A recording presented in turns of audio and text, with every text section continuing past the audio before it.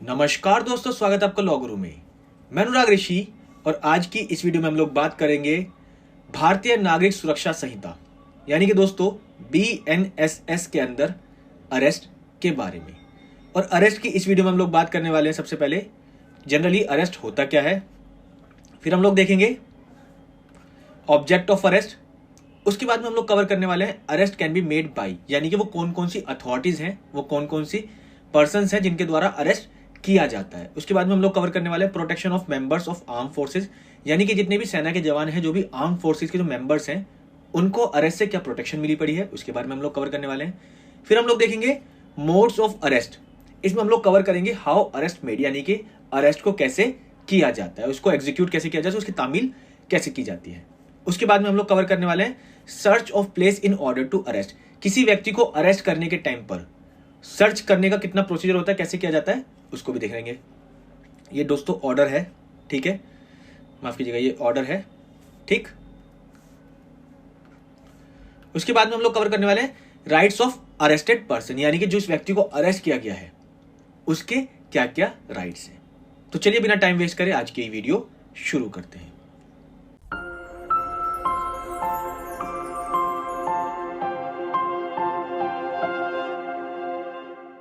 तो दोस्तों अरेस्ट की इस वीडियो में सबसे पहले हम लोग बात करते हैं जनरली अरेस्ट होता क्या है। अरेस्ट की अगर हम बात करें तो अरेस्ट जो है इस संहिता में कहीं भी डिफाइन नहीं किया गया है, यानी कि अगर हम बात करें भारतीय नागरिक सुरक्षा संहिता में अरेस्ट वर्ड जो है वो कहीं भी डिफाइन नहीं किया गया। पर अगर हम जनरली बात करें तो अरेस्ट का मतलब होता है किसी भी व्यक्ति की लिबर्टी को अप्रीहेंशन कर देना, उसको रिस्ट्रेन कर देना या उसको कह सकते हैं सीमित कर देना, उसको हम कहते हैं अरेस्ट। लीगली अगर हम बात करें तो जब किसी व्यक्ति को लॉफुली अथॉरिटी दी गई है किसी व्यक्ति को कस्टडी में लेने को, तो वो जो प्रोसेस होता है सारा, उसको हम अरेस्ट कहते हैं। पढ़ लेते हैं इसे एक बार। The term arrest has not been defined under the संहिता की अगर हम बात करें तो ये बात करता है सीधे किसकी, BNSS की यानी कि भारतीय नागरिक सुरक्षा संहिता की। In general sense it means the apprehension once personal liberty, किसी भी पर्सनल लिबर्टी को अप्रीहेंड करना, रिस्ट्रेन करना, लिमिटेड कर देना अरेस्ट कहलाता है। In legal term it means a process by which a person is taken into custody. Legal term में मैंने आप लोगों को बताया कि ये एक प्रोसेस है जिसके द्वारा किसी व्यक्ति को कस्टडी में लिया गया है बाय अ लीगल अथॉरिटी, किसी भी लीगल अथॉरिटी के द्वारा। भाई जिस व्यक्ति को हमने, किसी व्यक्ति ने लीगल अथॉरिटी दे दी कि तुम इस व्यक्ति को कस्टडी में ले सकते हो, तो वो व्यक्ति कस्टडी में जो लेता है किसी दूसरे व्यक्ति को, उस प्रोसेस को हम अरेस्ट कहते हैं। It is a legal restraint order of the court और अदर लीगल अथॉरिटी। ये ऑर्डर जो है वो किसी अदर लीगल अथॉरिटी का हो सकता है, ये जो ऑर्डर है, या फिर कोर्ट का हो सकता है, ठीक है। मान लेते हैं, एग्जांपल देते हैं कि ए नामक व्यक्ति जो है एक पुलिस ऑफिसर है, ठीक है। इसको ऑर्डर दिया गया कोर्ट के द्वारा कि बी नामक व्यक्ति को कस्टडी में लेना है। तो ये जो कस्टडी में लेने का जो प्रोसेस है, ए नामक व्यक्ति ने बी नामक व्यक्ति को जो कस्टडी में लिया है, इसको हम कहते हैं अरेस्ट, ठीक है, इसको हम कहते हैं अरेस्ट, एक्सेप्ट माई राइटिंग्स, ठीक है। आगे हम इसमें एक बात करते हैं कि इसमें एक केस आया था, जिस केस का नाम था state of Haryana versus Dinesh Kumar, 2008 का एक केस था। सुप्रीम कोर्ट ने इस केस में एक गाइडलाइंस दी थी, एक जजमेंट दी थी। उसमें कहा गया था कि अरेस्ट का मतलब होता है किसी भी व्यक्ति को कस्टडी में लेना किसी भी लीगल अथॉरिटी के, लॉफुल अथॉरिटी के द्वारा। वही चीज इसमें बताई गई।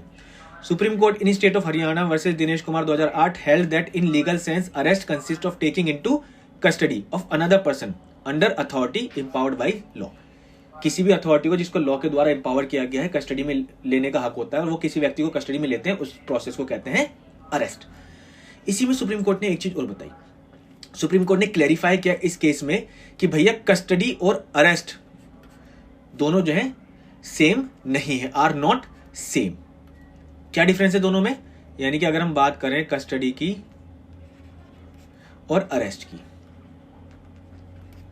तो दोनों में डिफरेंसेस बताया। सुप्रीम कोर्ट ने क्लैरिफाई किया कि कस्टडी और अरेस्ट जो है वो दोनों अलग अलग हैं, वो दोनों सेम नहीं है। इन एवरी अरेस्ट यानी कि every arrest there must be a custody, ठीक है, बट नॉट, देखिए, there is custody but in every custody there is not arrest. Arrest करने के लिए सबसे पहले कस्टडी में लिया जाना जरूरी होता है। वो कस्टडी लॉफुल कस्टडी हो सकती है, गार्जियन की कस्टडी हो सकती है, ठीक है, वो अलग चीज होती है। वो जरूरी नहीं है कि वो अरेस्ट ही हो। किसी से पूछताछ के लिए उसको कस्टडी में लिया जाता है, ठीक है, इंक्वायरी करने के लिए कस्टडी में लिया जाता है, वो सब कस्टडी होता है। पर अरेस्ट कस्टडी के बाद होता है और जरूरी नहीं कि हर कस्टडी में अरेस्ट हो, ठीक है। तो ये कहना जैसे है ना, all contracts are agreement but all agreements are not contract. उसी तरीके से ये है कि all arrest consist custody but custody there is no arrest in the custody. ठीक है, वही चीज हमें समझनी है, वही चीज हमने यहाँ पढ़ ली। अब हम बात करते हैं कि भैया कस्टडी को लाने का ऑब्जेक्ट क्या था। कस्टडी हमें समझ में आ गई कि किसी भी व्यक्ति को अगर हम माफ कीजिएगा अरेस्ट हमें समझ में आ गया कि किसी व्यक्ति का जो प्रोसेस होता है कस्टडी में लेने का उसको हम अरेस्ट कहते हैं। ठीक है, कस्टडी के द्वारा अरेस्ट किया जाता है किसी व्यक्ति की लिबर्टी को रिस्ट्रेन करने को मतलब हम अरेस्ट कहते हैं। ऑब्जेक्ट क्या है इसका? तो ऑब्जेक्ट की अगर हम बात करें तो ऑब्जेक्ट का मतलब अरेस्ट का देखिए दो प्रोसेस होते हैं, इसमें दो ऑब्जेक्ट होते हैं मेन। पहला तो ये कि जब किसी व्यक्ति ने कोई रॉन्गफुल एक्ट किया है, ठीक है, कोई ऑफेंस किया है और वो व्यक्ति अगर बाहर रहता है तो कहीं ना कहीं चांसेस बन जाते हैं कि वो कहीं ना कहीं फैब्रिकेट कर सकता है किसके साथ में, एविडेंस के साथ में, या फिर वो थ्रेट बन सकता है किसके लिए, विक्टिम के लिए, जिस व्यक्ति के साथ गलत हुआ है। ठीक है, उसके साथ में तो थ्रेट बन जाएगा या फिर एविडेंस के साथ में फैब्रिकेट कर सकता है। और दूसरा जो रीजन है वो ये है कि कोर्ट की प्रोसीडिंग्स के लिए अगर व्यक्ति को अरेस्ट नहीं किया जाएगा, कस्टडी में नहीं लिया जाएगा, तो हो सकता है वो व्यक्ति कहीं भाग जाए, फरार हो जाए। तो कोर्ट की प्रोसीडिंग्स में पार्टिसिपेट करने के लिए, कोर्ट की प्रोसीडिंग को फेस करने के लिए उस व्यक्ति को, यानी कि जो अक्यूज होता है, जो रॉन्ग डूअर होता है, जिसने गलत किया होता है, ठीक है, उसको अरेस्ट किया जाता है। तो मेन ऑब्जेक्ट जो है वो अरेस्ट का वो यही है कि वो व्यक्ति जिसने गलत किया है उसको कोर्ट की प्रोसीडिंग्स फेस कराई जाए। ठीक है, उसको कोर्ट की प्रोसीडिंग में पार्टिसिपेट किया जाए, पार्ट लिया जाए, और इसी के साथ साथ जो एविडेंसेस हैं उनको प्रोटेक्ट किया जाए और विक्टिम को थ्रेटिंग से यानी कि धमकी से बचाया जाए। ठीक, अब हम बात करते हैं कि अरेस्ट जो है वो किन किन अथॉरिटीज के द्वारा किया जाता है। देखिए दोस्तों, अरेस्ट हमने समझ लिया, ऑब्जेक्ट समझ लिया, अब हमें ये समझ लिया कि भैया अरेस्ट हमें किन किन अथॉरिटीज के द्वारा, या ये कह सकते हैं किन किन लीगल अथॉरिटीज के द्वारा किया जाता है। तो सबसे पहले आता है हमारा पुलिस ऑफिसर, जो कि सेक्शन 35 से लेकर 39 तक कवर होता है। किसका? बीएनएसएस का। पहले सीआरपीसी हमने पढ़ी थी, अब सीआरपीसी दिमाग से बिल्कुल निकाल देनी है। उसके बाद में प्राइवेट पर्सन आता है जो कि सेक्शन 40 में आता है, 40 है ये, और उसके बाद मजिस्ट्रेट आते हैं जो 41 में आते हैं। ठीक है, ये चीज हमें समझनी है। रही बात इनकी, arrest can be made by police officer, private person और मजिस्ट्रेट, इसको हम अच्छे से करेंगे अगली वीडियो में, क्योंकि ये बहुत लेंथी टॉपिक होता है। इसको मैं पुलिस ऑफिसर का अलग टॉपिक बताऊंगा, क्योंकि इसमें सेक्शन 35 के अंदर 35 क्लॉज 1 है, जिसमें ए से लेकर जी तक के सब क्लॉज है, फिर क्लॉज 2, 3, 4, 5 ऐसे हैं। तो इसमें बहुत लेंथी वीडियो बन जाएगी, इसलिए मैं इसको अभी नहीं कर रहा हूँ। पुलिस ऑफिसर वाला अलग से बताऊंगा, प्राइवेट पर्सन वाला अलग से बताऊंगा और मजिस्ट्रेट वाला अलग से बताऊंगा। आज हमें सिर्फ ये समझना है कि arrest can be made by 3 legal authorities. ठीक है, प्राइवेट पर्सन कौन होता है? वो आप और मैं, हम तुम, कोई भी हो सकता है। ठीक, तो ये 3 चीज हमें समझनी है। उसके बाद में हम लोग बात करते हैं protection of members of arm forces. Section 35 से लेकर हमने समझा सेक्शन 41 तक, पिछली उसमें भी पार्ट में, यहां पर यहां पर। ठीक है, इसके बाद जो बचता है सेक्शन 42, आर्म फोर्सेज की हमने बात करी। आर्म फोर्सेज का यानी कि जितने भी सेना के जवान हैं, जो भी अधिकारी हैं, उनके लिए बात की गई है कि अगर वो व्यक्ति अपनी अथॉरिटी को, मतलब अपनी जो ड्यूटी है उसको परफॉर्म करते हुए कोई एक्ट करते हैं तो उनको अरेस्ट नहीं किया जा सकता। ठीक है, चाहे वो सेक्शन 35 से 39 के अंदर आए, 35 से 39 के अंदर में आए, चाहे फिर 41 में आए, ठीक है, या फिर 40 में आए, किसी भी चीज में आए, उनको अरेस्ट नहीं किया जा सकता है। ठीक, हाँ, अगर वो अपनी आर्टिफिशियल ड्यूटी को परफॉर्म कर रहे हैं तो। बट यहां पे भी बताया गया कि अगर अरेस्ट करना है तो पहले सेंट्रल गवर्नमेंट की कंसेंट लेनी पड़ेगी। बिना सेंट्रल गवर्नमेंट की कंसेंट लिए आप किसी भी आर्म फोर्स के मेंबर को अरेस्ट नहीं कर सकते। आप यानी कि मैं या कोई भी लीगल अथॉरिटी जो है, पुलिस ऑफिसर जो है, मजिस्ट्रेट जो है, उनकी बात की जा रही है। पढ़ लेते हैं। Section 42 lays down that notwithstanding anything contained in section 35 and section 39 to 41। ठीक है, मैंने बता दिया आप लोगों को। No member of arm forces of union shall be arrested for anything done by him is discharging of his artificial duty. कोई भी आर्म फोर्स का जो मेंबर है अपनी आर्टिफिशियल ड्यूटी को परफॉर्म कर रहा है तो उस ड्यूटी को परफॉर्म करने के लिए उसको कभी भी अरेस्ट नहीं किया जा सकता। अगर अरेस्ट करना भी है, एक्सेप्ट आफ्टर कंटेनिंग कंसेंट, और माफ कीजिएगा, after obtaining consent of central government. मान लीजिए ए नामक एक व्यक्ति है, ठीक है, जो आर्म फोर्स का मेंबर है, ठीक है, सेना का जवान है, उसने बी नामक व्यक्ति को, जो कि एक क्रिमिनल है, उसको शूट कर दिया। ये ऑर्डर मिला था इसको किससे? अपने सुपीरियर अथॉरिटी से। शूट करने का, अरेस्ट करने का, पकड़ने का। तो इसके जो फैमिली मेंबर्स हैं या अदर पर्सन जो हैं वो इसके खिलाफ में इसको अरेस्ट नहीं कर सकते कि भाई हम तो तुम्हें अरेस्ट करेंगे, क्यों? You have done a crime, you have killed a person, ठीक है। या पुलिस ऑफिसर जो इसको अरेस्ट नहीं कर सकते कि भाई तुमने बी नामक व्यक्ति को किल किया है, मर्डर किया है उसका। क्यों? क्योंकि he was performing his artificial duty. तो यहां पर आर्म फोर्सेस को प्रोटेक्शन मिली गई है अरेस्ट से कि भैया अगर वो अपनी आर्टिफिशियल ड्यूटी को परफॉर्म कर रहे हैं तो उनको अरेस्ट नहीं किया जा सकता। ठीक है, समझ में आ गया। बात करते हैं सेक्शन 43। बहुत अच्छा है, बहुत सिंपल, बहुत इंटरेस्टिंग सा है। देखिए 43 बात करता है मोड्स ऑफ अरेस्ट की।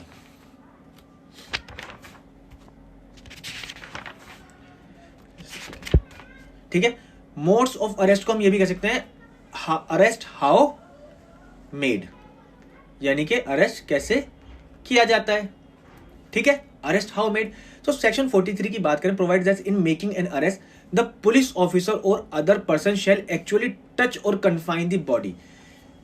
अरेस्ट करने का एक प्रोसेस होता है दोस्तों, यानी कि जब कोई व्यक्ति किसी व्यक्ति को अरेस्ट करने जा रहा है तो वो जनरली सच में उस व्यक्ति को टच करेगा पहले, टच इन द सेंस उसको पकड़ेगा और उसकी बॉडी को कन्फाइन करेगा, यानी कि उसको रोकेगा, घेरेगा, सीमित करेगा। इसका ये होता है अरेस्ट। ऐसे नहीं तुमने वर्बली बोल दिया कि हमने तुम्हें अरेस्ट करा और वो अरेस्ट हो गया, नहीं। जब ए नामक व्यक्ति किसी बी नामक व्यक्ति को अरेस्ट करने जाएगा तो उसकी बॉडी को फिजिकली टच करेगा। यहां से टच का मतलब ये नहीं कि उंगली लगाकर टच करके देखेगा कि हाँ तू जिंदा नहीं है, नहीं। एक्चुअली टच करने का मतलब उसे पकड़ेगा और उसकी बॉडी को कन्फाइन करेगा। ठीक है, to the custody by words और एक्शन। कस्टडी में लेगा भाई, वर्ड्स ले ले या एक्शन ले ले, तो उसको पकड़ के भी उसको कस्टडी में लिया जाएगा। अब यहां पर इसके भी हमारे कुछ क्लॉज हैं। सेक्शन 43 क्लॉज 1 2 3 4 5 तक इसमें क्लॉज है। सेक्शन 43 का क्लॉज 1 कहता है कि अगर किसी महिला को पकड़ा जाना है तो उसके पीछे के क्या मोड्स होंगे, कैसे उनको पकड़ा जाएगा। ठीक है, तो सेक्शन 43 बात क्लॉज 1 बात करता है किसकी? In the case of a women, यानी कि अगर किसी महिला को अरेस्ट किया जा रहा है तो उस केस में अरेस्ट कैसे किया जाएगा। ठीक है, सेक्शन 43 हमने समझा अरेस्ट हाउ मेड।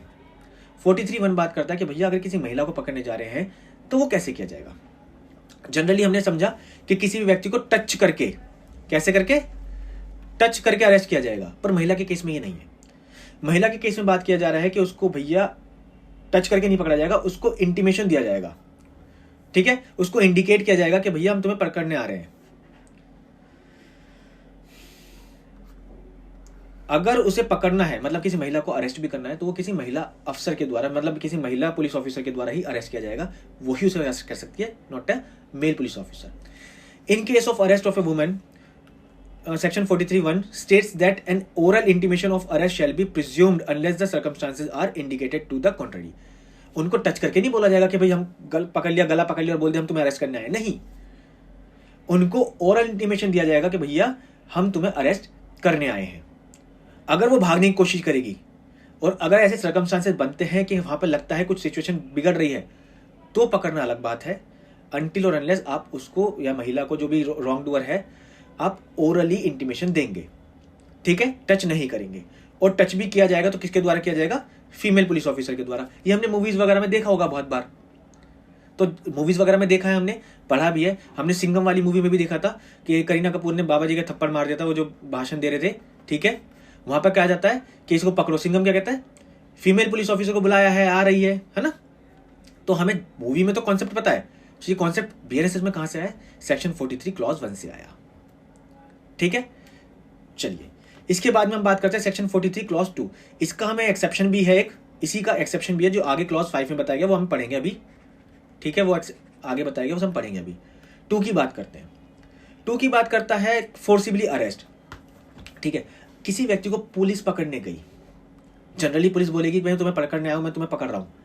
बट अगर कोई व्यक्ति उस चीज का विरोध करे, नहीं आ रहा, कुछ होते हैं ना हुड़दंगी जो होते हैं, नहीं आ रहा दिमाग में, नहीं पकड़ना, मैं नहीं, मुझे नहीं पकड़ोगा, कोई भी नहीं पकड़ेगा, तो अगर ऐसी सिचुएशन आ जाती है तो पुलिस के पास में पावर होती है कि उस व्यक्ति को फोर्स करके पकड़, जितना नेसेसरी हो उस फोर्स को करके उसे पकड़ सकती है।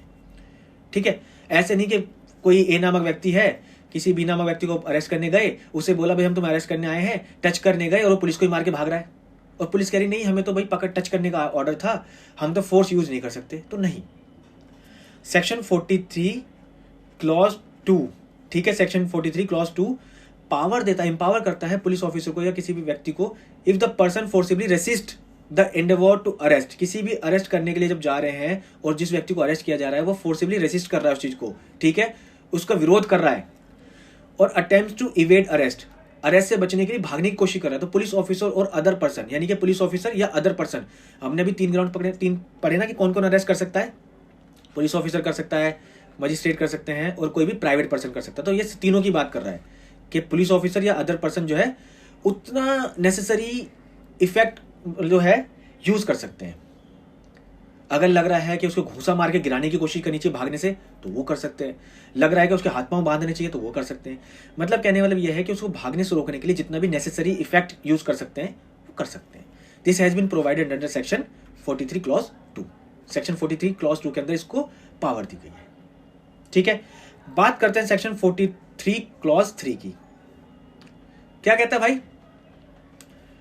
सेक्शन 43 क्लॉज 3 जो है वो पुलिस ऑफिसर को इंपावर करता है। किस चीज के लिए इंपावर करता है? हैंडकफ यूज करने के लिए। बट ये भी नहीं है कि हर एक केस में पुलिस ऑफिसर जो है हैंडकफ यूज करेगा, ठीक है। यहां पर बताया गया कि पुलिस ऑफिसर के पास में पावर है, इंपावर्ड है पुलिस ऑफिसर के हैंडकफ यूज कर सकते हैं, but keeping in view the gravity of the offence, जो ऑफेंस है उसकी ग्रेविटी को मद्देनजर रखते हुए। ऐसे नहीं कि किसी व्यक्ति ने थप्पड़ मारा उसको भी हैंडकफ लगा के चल रहे हैं, किसी व्यक्ति ने चोरी करी उसको भी हैंडकफ लगा के चल रहे हैं, मर्डर किया है, रेप किया है ना, एसिड अटैक है, इन केसेस में पुलिस जो है आपका हैंडकफ यूज कर सकती है। देखिए आगे लिस्ट दी गई है, list of the offence like murder, rape, terrorist attack या फिर ह्यूमन ट्रैफिकिंग जैसे जो अटैक्स हैं, इन अटैक्स में पुलिस जो है हैंडकफ यूज कर सकती है उसकी ग्रेविटी को देखकर। और ऐसा भी नहीं है कि इन केसेस में अगर किसी ने को अरेस्ट किया गया तो साथ में लगा दे हथकड़ी, नहीं। अगर वो व्यक्ति भागने की कोशिश कर रहा है, अगर वो लगता है कि विरोध करेगा, रेसिस्ट करेगा अरेस्ट होने से, तब उसको हैंडकफ्स यूज कर सकती है, अदरवाइज जनरली हैंडकफ्स यूज नहीं किया जा सकता, ठीक है। चलिए सेक्शन 43 क्लॉज 4 क्या कहता है? यहां पर कहता है सेक्शन 43 क्लॉज 4 कि जिस व्यक्ति को अरेस्ट किया गया है, किसी भी व्यक्ति को अरेस्ट किया गया, जरूरी नहीं कि उसको अरेस्ट करने के बाद में उस पे मतलब इतनी हद तक पहुंच जाए कि उसकी डेथ कॉज हो जाए, ठीक है। देखिए, nothing in this section gives a right to cause the death of a person who is not accused of an offence punishable with death और विद इम्प्रिजनमेंट ऑफ लाइफ। यानी कि सीधी सी बात है कि जिस व्यक्ति को अरेस्ट किया गया है, अगर वो व्यक्ति जिसने ऑफेंस किया है, जिसकी सजा डेथ हो सकती है या लाइफ इम्प्रिजनमेंट हो सकती है, और वो भागने की कोशिश कर रहा है या कुछ ऐसे सर्कमस्टांसेस बन सकते हैं और उसकी डेथ कॉज हो जाती है, तो अलग बात है, ठीक है। नहीं तो किसी भी के पास में पावर नहीं है कि किसी भी व्यक्ति की डेथ कॉज करे। सेक्शन 43 क्लॉज 4 यही बात करता है। 5 बहुत सिंपल है, मैंने अभी आपको बताया तो उसी का 5 है। सेक्शन 43 का 5 क्या कहता है? एक्सेप्ट इन एक्सेप्शनल सर्कमस्टांसेस, यानी कि एक्सेप्शनल सर्कमस्टांसेस को छोड़ते हुए, no women shall be arrested after sunset और बिफोर सनराइज। हम लोग जनरली कहते हैं कि शाम को 6 बजे के बाद में, सुबह 6 बजे से पहले किसी महिला को अरेस्ट नहीं किया जाएगा, पर जनरली टाइम कहीं भी नहीं बताया गया है। जनरली हम लोग बताते हैं कि शाम होने के बाद में, सनसेट होने के बाद में और सुबह सूरज निकलने से पहले किसी भी महिला को अरेस्ट नहीं किया जाएगा। एक्सेप्शन तो हर जगह है। सेक्शन 43 का 1 हमने पढ़ा कि महिला को अरेस्ट किया जाएगा, किसी महिला ऑफिसर के द्वारा किया जाएगा और उसकी बॉडी को टच नहीं किया जाएगा जैसे जनरली किया जाता है, ठीक है। पर सेक्शन 43 5 क्लॉज 5 कहता है कि भाई किसी महिला को एक्सेप्शन केसेस में तो आप शाम के टाइम, रात के टाइम अरेस्ट कर सकते हो, बट जनरली आप किसी महिला को शाम के टाइम यानी कि सूरज छिपने के बाद में और सूरज उदय होने से पहले पहले अरेस्ट नहीं कर सकते, ठीक है। और अगर किसी महिला को रात को अरेस्ट करना पड़ रहा है, यानी कि शाम के टाइम पर अरेस्ट किया जाना पड़ रहा है, शाम होने के बाद में, सूरज छिपने के बाद में अरेस्ट करना पड़ रहा है, तो वो पहले एक रिपोर्ट बनाएंगे, ठीक है, रिटर्न रिपोर्ट बनाएंगे जिसमें परमिशन ली जाएगी किसके द्वारा? जेएमएफसी। जेएमएफसी की बात हम करें तो जुडिशियल मजिस्ट्रेट फर्स्ट क्लास, ठीक है, judicial magistrate, judicial magistrate first class. कौन से होते हैं फर्स्ट क्लास? ये मैंने आप लोगों को पिछली वीडियो में बताया हुआ है, तो इस पर फोकस नहीं करना है, इसलिए मैंने जेएमएफसी शॉर्ट करके लिख दिया, ठीक है। तो वो जेएमएफसी यानी कि वो जुडिशियल मजिस्ट्रेट जिनके जुरिडिक्शन में वो लड़की रहती है या जिनके जुरिडिक्शन में वो ऑफेंस कमिट हुआ है, ठीक है, उनके पास में जो पुलिस ऑफिसर है रिटर्न रिपोर्ट लेकर जाएंगे कि इस महिला को अरेस्ट करना पड़ रहा है इन सर्कमस्टांसेस में, इन ग्राउंड्स पर, उनसे परमिशन लेंगे और जब जुडिशियल मजिस्ट्रेट फर्स्ट क्लास जो है परमिशन पे अप्रूवल देंगे तब महिला ऑफिसर ही, तब ये नहीं कि जेंट्स ऑफिसर जाकर, महिला ऑफिसर जो है उस महिला को शाम होने के बाद में, दिन सूरज छुपने के बाद में या सूर्य उदय होने से पहले पहले अरेस्ट कर सकती है। ये सेक्शन 43 क्लॉज 1 का एक्सेप्शन भी है। ठीक है, अब सेक्शन हमारा 43 भी हो गया। अब हम बात करते हैं सेक्शन 44 की, यानी कि search of place in order to arrest. किसी व्यक्ति को अरेस्ट करने के लिए सर्च करने की नौबत आती है तो उसके लिए क्या प्रोसीजर रहेगा, क्या करना है, कैसे करना है, उसके बारे में बात करते हैं। बहुत इजी है, बहुत इंटरेस्टिंग है दोस्तों। ये मैंने आप लोगों को बताया सेक्शन 44 बात करता है। ठीक है, सेक्शन 44 की अगर हम बात करें तो जब कोई पुलिस ऑफिसर किसी व्यक्ति को अरेस्ट करने जाता है, ठीक है, कोई भी व्यक्ति, मान लेते हैं ए नामक व्यक्ति जो है बी नामक व्यक्ति को अरेस्ट करने गया, ठीक है, तो वो क्या कहेंगे कि सीधे तौर पे कहेंगे कि भाई हम लोग इस व्यक्ति को अरेस्ट करने आए हैं, हमें फ्री इंग्रेस दे दें, यानी कि हमें सहूलियत दे दें कि हम इस व्यक्ति को अच्छे से अरेस्ट कर सकें। ठीक है, हमें अलाउ करें कि हम अंदर आकर इस व्यक्ति को अरेस्ट कर सकें। वही सेक्शन 44 बात करता है। पढ़ते हैं थोड़ा सा। Provides that any person who has the authority to arrest and reason to believe that the accused has entered in some place shall demand free ingress। ए नामक व्यक्ति बी नामक व्यक्ति को अरेस्ट करने गया और इसको यकीन है कि बी नामक व्यक्ति जो है वो सी नामक व्यक्ति के घर में घुस गया है। ठीक है, अब ये हल्ला मचा के कह रहे हैं पुलिस ने चारों ओर से घर को घेर लिया है, या तो आप खुद पुलिस के हवाले कर दें अपने आप को, नहीं तो पुलिस जो है अंदर घुस जाएगी। सुना होगा आप लोगों ने मूवी में बहुत बार, वो यही चीज होती है। तो पुलिस जो है उनसे रिक्वेस्ट करती है या डिमांड करती है कि भैया हमें अथॉरिटी दीजिए, हमें अलाउ कीजिए कि हम अंदर आकर इस व्यक्ति को अरेस्ट कर लें, या फिर आप खुद इस व्यक्ति को बाहर भेज दें। ठीक है, in that place and the person in incharge of the place will allow him. Incharge कौन है इसका? सी। तो सी जो है ए नामक व्यक्ति को क्या करेगा? अलाउ करेगा कि ठीक है जी, आप अंदर जाकर इसको अरेस्ट कर सकते हैं। ठीक, अब हमें एक चीज और समझनी है, ए नामक व्यक्ति को बी नामक व्यक्ति जो अंदर घुसा सी नामक व्यक्ति ने अलाउ कर दिया, जाकर कर सकते हैं। बट अगर अलाउ ना हो, जरूरी थोड़ा ना अलाउ करेगा कोई भी। ठीक है भाई, सपोज करो किसी के घर में नहीं गया, अपने घर में आ गया, नहीं अलाउ कर रहा, नहीं लॉक लगा रखा, नहीं खोला दरवाजा, तो यहाँ पर अगर फ्री इंग्रेस अलाउ नहीं होती, फ्री इंग्रेस का मतलब होता है कि किसी व्यक्ति को इजीली किसी घर में अलाउ करना, अंदर घुसना। ठीक है, अलाउ नहीं हुआ तो उस व्यक्ति के पास में अथॉरिटी होगी। ठीक है, वो व्यक्ति लॉफुली ऑथराइज्ड होगा उस दरवाजे को, खिड़की को खोलने के लिए या फिर तोड़ने के लिए। यहां पे एक घर बना हुआ है, ठीक है, ये घर किसका है? ये सी नामक व्यक्ति का घर है। ठीक, इसमें बी नामक व्यक्ति आकर घुस गया है। अब ए नामक व्यक्ति जो है हल्ला मचा रहा है कि भैया मुझे अंदर आकर इस व्यक्ति को अरेस्ट करने दो, या फिर आप बाहर भेज दीजिए इसको। अब सी नामक व्यक्ति को या तो इस बी नामक व्यक्ति ने कब्जे में ले रखा है, या फिर सी नामक व्यक्ति से मिला हुआ है और ये अलाउ नहीं कर रहा है ए नामक व्यक्ति को अंदर आने के लिए। ठीक है, फ्री इंग्रेस अलाउ नहीं कर रहा है। तो यहां पर ए नामक व्यक्ति जो है इसके पास में पावर होगी दया, तोड़ दो दरवाजा, है ना। यहां पर ए नामक व्यक्ति जो है वो क्या बन जाएगा? दया बन जाएगा। He has the power to break the door, window और अ वॉल। ठीक है, इसके पास में पावर होगी किस चीज की? टू ब्रेक और ओपन आउटर और इनर डोर, बाहरी दरवाजा या अंदरूनी दरवाजा जो होते हैं उनको तोड़ने की, विंडो को तोड़ने की या उनको खोलने की पावर होगी। अब इसमें एक चीज और समझनी है कि मान लीजिए कि बी नामक व्यक्ति जो है ऐसे घर में घुसा है जहां पे पर्दानशी वुमेन है। पर्दानशी वुमेन आप लोग जानते हैं एक ऐसी महिला होती है जो अपना पर्दा करके रखती है, मतलब किसी व्यक्ति के सामने अच्छे तरीके इजीली नहीं आती है। ठीक है, हमारे घर की बहन बेटियां भी होती हैं। ठीक, तो यहां पर जो पुलिस ऑफिसर है, यानी कि जो पर्सन है जो अरेस्ट करने आया है, वो अपॉर्चुनिटी मतलब उन महिला से बोलेगा कि अपने आप को वहां से विड्रॉ कर लीजिए, है ना, अपने आप को वहां से विड्रॉ कर लीजिए ताकि हमें इजीली हो जाए उस व्यक्ति तक पहुंचने के लिए। वो पूरी प्रॉपर अपॉर्चुनिटी दे देगा उस महिला को ताकि कि वो वहां से अपने आप को विड्रॉ करके निकल जाए। अनटिल और अनलेस वो महिला वहां से नहीं हटती है, एक्सेप्शनल सर्कमस्टांसेस वाज देयर, तो वो व्यक्ति जो है उसको अरेस्ट करने के लिए जब तक नहीं जाएगा जब तक वो महिला वहां से अपने आप को विड्रॉ नहीं कर लेती है। ठीक है, तो आप अपनी अपॉर्चुनिटी देंगे, मतलब जो व्यक्ति अरेस्ट करने वाला है वो प्रॉपर अपॉर्चुनिटी देगा उस महिला को वहां से विड्रॉ होने के लिए। महिला विड्रॉ हो गई तो वहां से आप अरेस्ट उसको कर सकते हैं।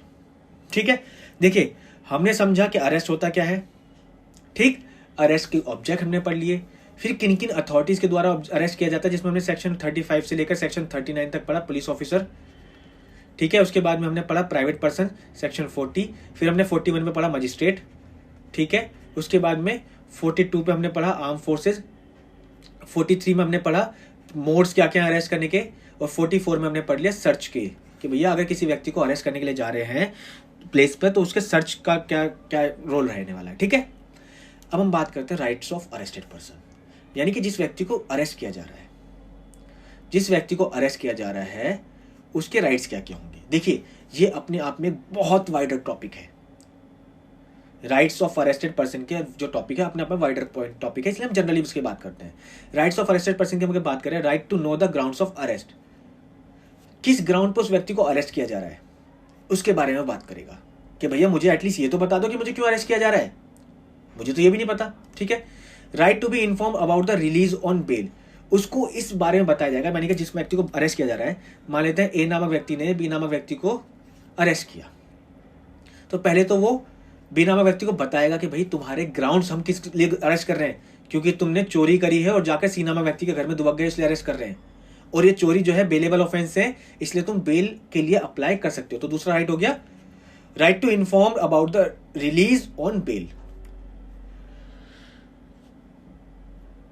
तीसरा राइट क्या है बी नामक व्यक्ति का, right to be produce before a magistrate without delay. देखिए यहां पर ये बताया गया कि विदाउट डिले उसको मजिस्ट्रेट के सामने प्रोड्यूस किया जाएगा, पर जब इसे आगे पढ़ेंगे तो पता चलेगा कि 24 आवर्स, विद इन 24 आवर्स की हम लोग बात करते हैं, ठीक है।